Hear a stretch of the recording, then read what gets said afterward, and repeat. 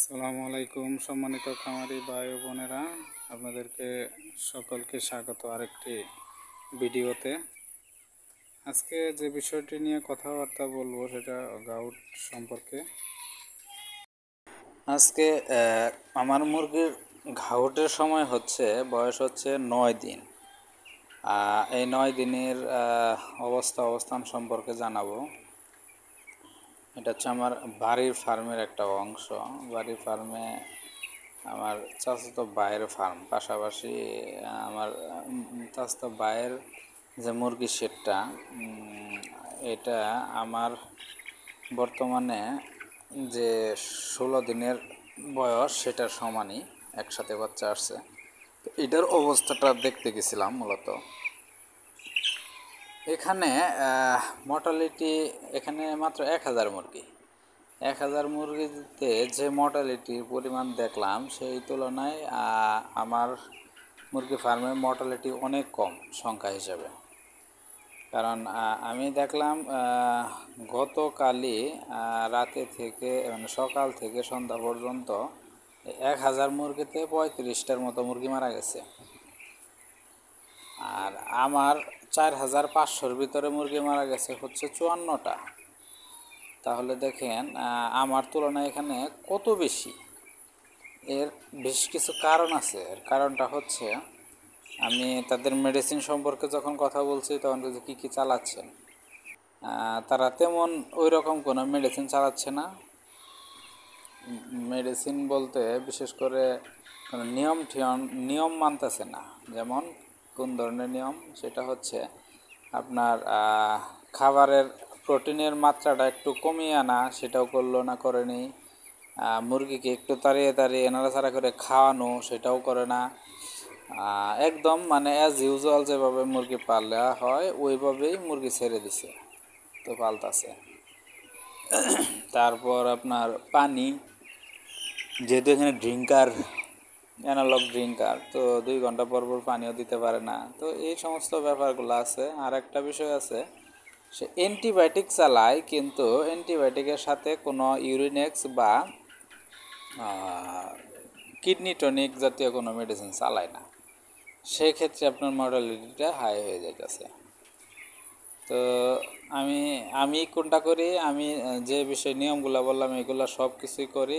Urine extra antibiotic, যেহেতু কালকে থেকে আমি একটা ছোটোখাটো একটা অ্যান্টিবায়োটিক দিছি, যদিও অ্যান্টিবায়োটিকটা কিডনির বা লিভারে তেমন একটা ইফেক্ট পড়ে না, ডাক্তাররাও বলছে, এবং কি ওষুধের ভিতরে ওই রকম করে লেখা আছে, মূলত ওই উপাদানটা দেওয়া আছে, তো প্রভাব পড়ে না। সেই ক্ষেত্রে তারপরেও আমি ইউরিনেক্স ছাড়া ওই ওষুধটা দিচ্ছি না। তো তারা ইউরিনেক্স ছাড়াই আপনার অ্যান্টিবায়োটিক ব্যবহার করতেছে। তো এরকম একটা ব্যাপার। আর একটা বিষয় হচ্ছে, মাচার থেকে ফ্লোরের মর্টালিটি একটু বেশি থাকে। কারণ এখানে আপনার ফ্লোর থেকে আলাদা একটা মানে হয়, মানে গ্যাস জাতীয় বা মানে ময়লার ভিতরে থাকে। আসলে গাউট রোগটা আসলে এমন একটা রোগ, মানে ফ্রেশ পরিষ্কার জায়গার ভিতরে রাখতে হয় মুরগিগুলোকে। এমনকি বাইরে থেকে যে গ্যাস বা টক্সিনের যে সমস্যাগুলা, মানে ফাঙ্গাস জাতীয় যে সমস্যাগুলো, এগুলা থেকে দূরে রাখতে হয় গাউটের। এই একটা তো তার জন্য হয়তো বা দেখা গেছে যে মাচার থেকেও আপনার ফ্লোরে একটু মর্টালিটি বেশি থাকে। সেটা এটাও না, আমার অন্য মাছাও খোঁজ নিয়েছি। আমার মুরগির ফার্ম, আশেপাশে যতগুলো মুরগির ফার্ম আছে সবাই মাশাল্লাহ আমার কাছ থেকে পরামর্শ নেয়, এবং কি কোনো সমস্যা হলে ফোন টোন দেয়। তো আশেপাশে খোঁজ নিয়ে দেখলাম যে আশেপাশে যে মাছাগুলো আছে ওগুলাও মর্টালিটি অনেক হাই। তো বিশেষ করে আমি যা দেখতেছি যে আমার মুরগির মর্টালিটির অন্যান্য আশেপাশের মুরগির তুলনায় অনেক কম, প্রায় 50%। তো সেক্ষেত্রে আমি বলতে পারি মোটামুটি আমি, যদিও এখনও মর্টালিটি চলতেই আছে, মর্টালিটি অনেক আছে, তারপরেও মোটামুটি আমি বলতে পারি যে মোটামুটি সবার থেকে ভালো আছি। আমি যে নিয়মগুলো ফলো করছি, ইনশাল্লাহ এই নিয়ম ফলো করলে আমার কাছে মনে হচ্ছে যে ফলপ্রসূ হবে। তার একটা বিষয়, আপনারা একটা কাজ করতে পারেন, সেটা যেহেতু আজকে আমার গাউটের নবমতম দিন। তো এই সময় তো আমি তো প্রতিনিয়ত ইউরোনেক্সটা চালাইছি, প্রতি 2 বেলা অন্তর অন্তর, মানে 2 বেলায় প্রায় ইউরোনেক্স চালানো হয়েছে। তো ইউরোনেক্সের প্রাইসটা অনেক বেশি, অনেক হাই, প্রায় হাফ লিটার ভালো কোম্পানির গুলা প্রায় 900 বা 1000 1200 এরকম পড়ে। তো আমার যে মুরগি, সেই ক্ষেত্রে একটা ইউরোনেক্স বড় জোর আপনার 1.5 থেকে 2 দিন যায়। তো এই এই হচ্ছে অবস্থা। তো এত ওষুধের মানে হাই হলো, মানে ব্যয় হচ্ছে, সেই ব্যয়টা কমানোর জন্য আপনারা আর একটা কাজ করতে পারেন। সেটা হচ্ছে, বর্তমানে রিসার্চ করে দেখা যাচ্ছে, আজ থেকে প্রায় গত বছরই একটা ডাক্তার আমাকে বলছিল যে খাবার সোডাটা কিডনিতে কিছুটা ইফেক্ট পড়ে।